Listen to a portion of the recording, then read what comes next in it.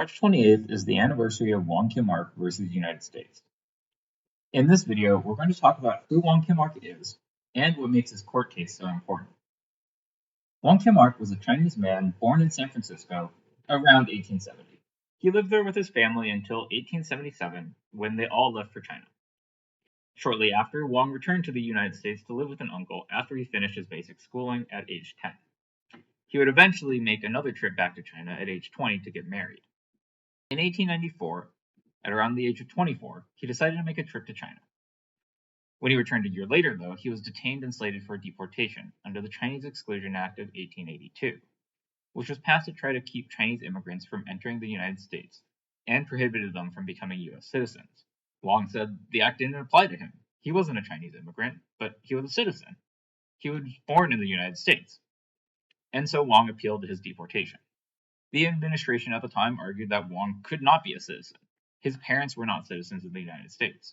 They argued that Wong's parents, as citizens of China, would pass their citizenship to Wong, making him not eligible for U.S. citizenship and thus subject for deportation. Eventually, in 1898, Wong's case made it to the Supreme Court. 6 out of 8 justices on the Supreme Court agreed with Wong, though. In no uncertain terms, the 14th Amendment of the Constitution's Citizenship Clause guaranteed citizenship for all people born in the United States, with an exception for children of diplomats and other political figures. This meant that Wong was free to enter and exit the country as he pleased. He was no longer subject to the Chinese Exclusion Act. Unfortunately, though, as Professor Amanda Frost wrote when researching Wong, the government was a sore loser. Wong was jailed and almost deported again when returning from a trip to Mexico, once again having to prove that he was in fact a citizen. Wong also had several children who wanted to join him in the United States.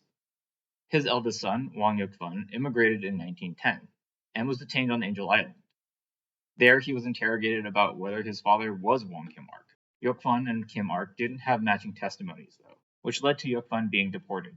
Wong's other sons fared better, managing to either appeal their deportation or passing their initial questioning.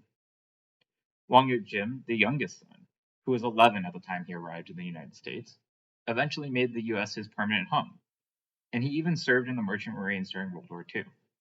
So after all this, can we answer the question of who is a citizen? Can we answer what makes someone a part of a country? Is it where they were born? Is it where their parents were born? Or is it where they live now? These are all questions that were and still are being asked of immigrants to this country. And thanks to Wong Kim-ark, they now have an answer.